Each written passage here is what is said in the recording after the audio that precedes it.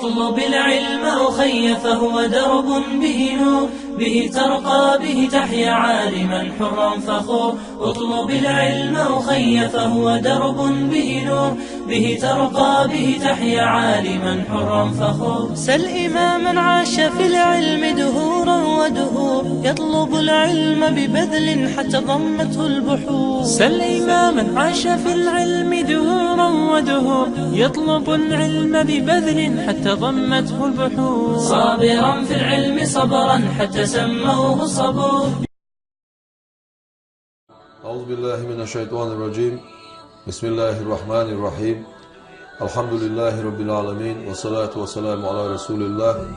أشهد أن لا إله إلا الله وحده لا شريك له، وأشهد أن محمدا عبده ورسوله صلى الله تعالى عليه وسلم. السلام عليكم ورحمة الله تعالى وبركاته. Tasawuf – это наука, которая произошла от нашего пророка, саллаллаху алейхи вассалям. В первую очередь надо знать, что из себя представляет наука тасаввуф. Наука тасаввуф – это наука, которая очищает сердца, очищает мысли. Мы приведем некоторые слова, которые сказали великие алимы, великие шейхи. قال القاضي شيخ الإسلام زكريا الأنصاري رحمه الله تعالى، كادي شيخ الإسلام زكريا الأنصاري، он сказал: التصوف علم تعرف به أحوال تزكية النفوس. Tasawwuf – это наука, изучающая этапы очищения души, وتسبية الأخلاق وتعمير الظاهر والباطن, облагораживание нравов, а также совершенствование внешней и внутренней сути человека. Линайли саадат аль-абадия, чтобы достичь вечной благодати. А также Джунайд аль-Багдади, великий имам Джунайд аль-Багдади, великий алим, рахимахуллаху та'аля, он говорит: «Ат-тасаввуфу суфизм, исти'малу куллу хулук инсанин», это приобретение лучших черт, лучших качеств, «Ватарку куллу хулук инданин», и избавление от наихудших качеств. Абу Хасан Шазали, рахимахуллаху та'аля, он сказал: наука тасаввуф, наука суфизма, тадрибу нафс аля аль-убудияти ва раддуха ли ахками рубубияти, преследует цель воспитания сердца человека и очищения его от всего, что отвращает его от Аллаха. Это значит приучить душу к поклонению Создателю и подчинить ее божественным нормам. Рахимахуллаху та'аля, великий алим Ибн Уджайба, он говорит: «Хуа ильмун ю'рафу бихи кайфияту сулук иля хазрати малики аль-мулук». Это наука, которая ознакомляет с методами приближения к царю царей, к Всевышнему Аллаху. «Ва таспияту аль-баватин мин аль-разаиль, ва тахлиятуха би анва'иль фазаиль», и способствует очищению внутреннего мира человека от порочных качеств и облагораживанию его посредством приобретения достоинств всех видов. «Уаввулуху ильму», его начало – это наука, это знание. «Вастуху амалун», его средняя часть тасаввуфа – это благие деяния. «Уахируху хибату», его конечная часть – это дар Всевышнего Аллаха. Имам Газали, определяя смысл суфизма в своей книге «Ихья улумуддин», пишет: тарикат – это ведение борьбы и уничтожение недостойных качеств. Под наукой тасаввуф подразумевается очищение сердец, очищение мыслей, чтобы сделать ибадат, чтобы делать благие деяния искренние ради Всевышнего Аллаха. Потому что тасаввуф, он исходит от ступени ихсан, от макама ихсан. Ихсан – неотъемлемая часть нашей религии, потому что пророк, саллаллаху алейхи вассалям, он научил нас нашей религии. Что же касается истории возникновения суфизма, согласно аль-Хафиз Мухаммад Сиддик аль-Гимари, ему был задан такой вопрос: кто же является первым основоположником суфизма? На что он ответил: что же касается того, откуда берет начало тарика, то ты знай, это небесное откровение, так как вне всякого сомнения это ступень искренности, ступень ихсана. الذي هو أحد أركان الدين الثلاثة التي جعلها النبي صلى الله عليه وسلم بعدما بينها واحدا دينا بقوله هذا جبريل عليه السلام أتاكم يعلمكم دينكم وهو الإسلام والإيمان والإحسان. Архангел Джабраил алейхиссалам был послан к пророку саллаллаху алейхи вассалям с тем, чтобы передать нам нашу религию с уст нашего пророка саллаллаху алейхи вассалям. А религия это иман, ислам и ихсан. Валь исламу та'атун ва ибадатун. Ислам это покорность, повиновение и поклонение. Валь иману нурун ва акидатун. Иман это свет, это вера. Валь ихсану макаму муракабатин ва мушахадатин. Ихсан это степень мушахада. Наш пророк сказал, саллаллаху алейхи вассалям, аль-ихсану ихсан, ан та'буда раббака, это означает, что ты должен поклоняться Всевышнему Аллаху, кааннака тараху, как будто ты его видишь. Фаин лам такун тараху, если даже ты его не видишь, фаиннаху ярака, поистине Всевышний Аллах тебя видит. В этом и заключается ступень ихсана, чтобы мы делали ибадат искренне. Ступень ихсан это и есть ильму тасауф, потому что нельзя придираться к названиям каких-либо наук, потому что название ильму фикх, который включает в себя намаз, пост, закат и хадж, ильму акида, который включает в себя веру, аль-иман ан ту'мина биллахи ва малайкатихи ва кутубихи ва русулихи ва льяумил ахир ва бил кадри хайри ва шарри мин Аллахи та'аля. Это включает в себя ильму акида, ильму нахв, сарф, грамматика, ильму ментик, разговорная речь, красноречие, ильму фикх. Вот эти названия наук не были во времена пророка, саллаллаху алейхи вассалям, и его сподвижникам, но они зародились в первых 3 столетиях, о которых наш пророк сказал, саллаллаху алейхи вассалям, хайрул куруни карну хаза, сумма ялихи. Самый хороший век это век, вот этот век, в котором жил наш пророк, саллаллаху алейхи вассалям. Так он сказал. Потом следующий век, потом следующий век. Эти 3 столетия наш пророк, саллаллаху алейхи вассалям, подчеркнул, что это самое лучшее время.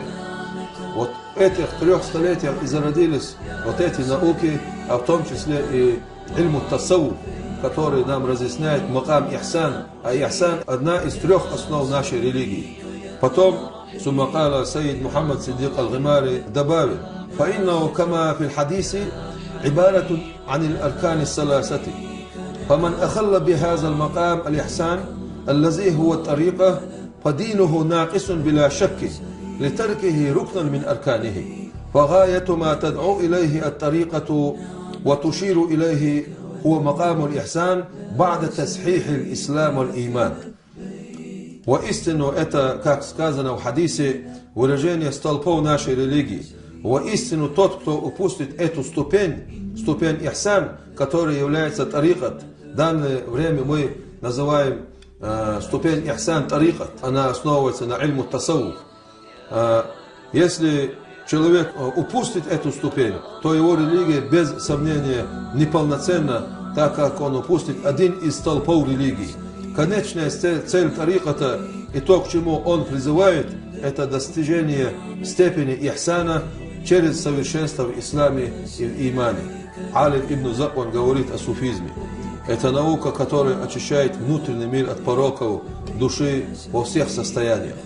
Объясняя эти слова, великий ученый Аль-Манджури отметил, суфизм исследует способы очищения внутреннего мира человека от болезней сердца, таких как злоба, зависть, обман, гордыня, лживое благочестие, ненависть, алчность, скупость и так далее. Суфизм обнажает пороки и указывает на пути избавления от них. Эта наука помогает душе преодолеть препятствия путем избавления ее от болезней души и дурных качеств, таким образом приводя к освобождению сердца от всего, кроме Аллаха, и к украшению его поминанием великого Творца, то есть украшение его зикруллах. Мы немного разъяснили, что под собой подразумевает наука тасауф, а что из себя представляет само слово тасауф, откуда оно произошло, почему именно науку ихсана назвали тасауфан. И людей, которые придерживаются этому, называют суфистами, суфию. Почему? Потому что большинство алимов этих 3 столетий, они признали и назвали ее ильму тасауф. Это не мы ее назвали, а в первых 3 столетиях это великие таби'ин и большие алимы, шейхи, они назвали эту науку наукой тасауфа. И привели много вариантов, почему эту науку так назвали. Мы приведем несколько из них. Некоторые утверждают, что это произошло от слова суфа, то есть шерстинка. Лианна суфия ма Аллахи та'аля касуфатиль матруха. Объяснением этого служит то, что суфи ощущает себя перед Всевышним Аллахом подобно брошенной шерстинке. Листисламихи лиллахи та'аля, потому что он беспрекословно повинуется Всевышнему Аллаху. Амину манкал, из них есть такие алимы, которые утверждают, что произошло это от слова иннаху мина сифати, от слова сифат, свойство. Из джамалатту иттисафут биль махасин, так как суфи воплощают в себе все наилучшие из человеческих качеств. Амину манкал, из них есть такие алимы, которые утверждают, что произошло это от слова мина сифа, то есть чистота. Хатта кала Абул Фатх аль-Бусти, в этой связи Абул Фатх Бусти отметил: я же не отношу этот термин к какому-либо иному, кроме как человеку, очистившему внутренность. Он и есть суфи. Из них есть, которые утверждают, что произошло это слово от слова суфат, скамья. Во время нашего пророка, саллаллаху алейхи вассалям, были люди, их называли ахлу суфат, люди скамьи. Они были неимущие сподвижники пророка, саллаллаху алейхи вассалям, они имели только одну одежду, они все время находились в мечети нашего пророка, саллаллаху алейхи вассалям, в Мадинате, и занимались только поминанием Всевышнего Аллаха, зикруллах. И выходили из мечети только для того, чтобы совершить тахарат. Их искреннее богослужение является высшим идеалом, к которому стремились мусульмане на протяжении всей истории. Их восхваляет Всевышний Аллах в своем аяте: Бисмиллахи рахмани рахим, «Васбир нафсаха ма'аллазина яд'уна раббахум билгадати валь ашийи». Так будь же ты вместе с теми людьми, которые искренне взывают Всевышнему Аллаху по утрам и по вечерам. Некоторые алимы говорят, что слово тасаввуф произошло от слова саф, первый ряд. Считалось, что суфи, проявляющие особое рвение и усердие в богоугодных делах, находятся в первом ряду из-за их приближенности ко Всевышнему Аллаху. И некоторые алимы говорят, что слово произошло от слова суф, то есть шерсть, потому что суфи надевали накидки из грубой шерсти. Это была самая дешевая одежда. Это великие алимы, великие аулия, и они отреклись от всего мирского и выбрали самую дешевую одежду. Это была, в то время это была грубая шерсть. Поэтому их назвали суфиями. Как бы там ни было, термин суфизм настолько известен, что его происхождение едва ли нуждается в исследовании. Употребление термина суфизм не исключает при этом каких-то иных названий для выражения его сущности. Нравственная, духовная сторона ислама, наука ихсан. При этом автор книги Джавхаратут Тавхид Ибрахим Баджури, он сказал: ты повелевай одобряемое и отделяйся от сплетен и хулы и всяких порочных деяний, таких как самодовольство, гордыня, зависть, спор и показуха. И он продолжает: то есть ты отделяйся от всякого действия, порицаемого шариатом. Эти слова он привел к науке тасауфа. Поэтому заниматься наукой тасауфа, быть суфием, это является фарз айном, потому что мы обязаны очистить наши сердца, наши мысли от порочных качеств. Мы должны избегать грехов. К этому худжатуль ислам имам аль-Газали, он говорит сам про себя. После того, как он встал на путь суфиев и ощутил его плоды, он сказал: вступление в ряды суфиев обязательно фарзуль айн, ведь никто, кроме пророков, не чист от пороков. Поэтому нам нельзя отвергать эту науку. Мы должны как в наших силах придерживаться тасауфу, придерживаться тарикату, потому что религия ислам, она основана на 3 основах. Это ислам, это иман, это ихсан. А без ихсана религия будет неполноценна. Вассаламу алейкум ва рахматуллахи ва баракатух.